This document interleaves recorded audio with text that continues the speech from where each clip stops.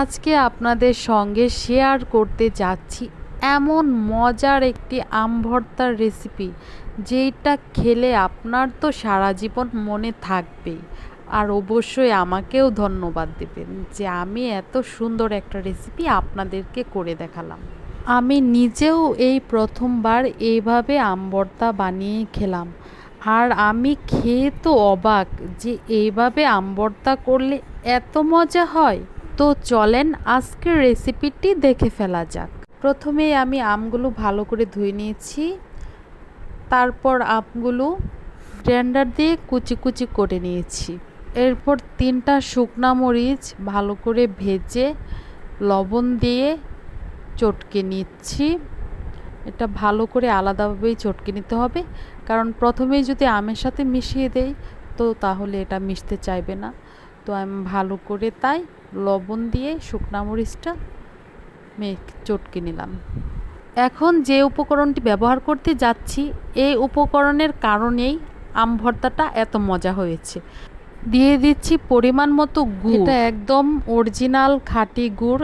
এটা আমি একটি অনলাইন পেজ থেকে কিনেছিলাম। এই গুড়টি ব্যবহারের কারণেই ভর্তাটি এত বেশি মজা হয়েছে। আপনারা অবশ্যই একবার হলেও ট্রাই করে দেখবেন গুড় দিয়ে আম ভর্তা। এভাবে সাধারণভাবেই করবেন, এভাবে করে খেলে অনেক বেশি মজা হয়।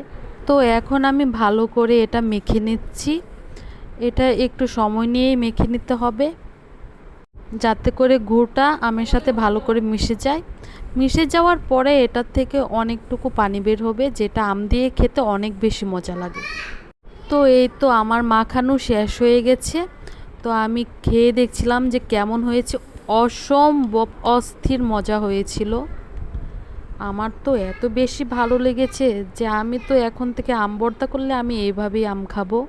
তো দেখতেই পারছেন দেখতে কতটা টেস্টি লাগছে, কতটা লোভনীয় লাগছে। দেখতে যেরকম লোভনীয় লাগছে, খেতে তেমনটাই অনেক বেশি মজা হয়েছিল।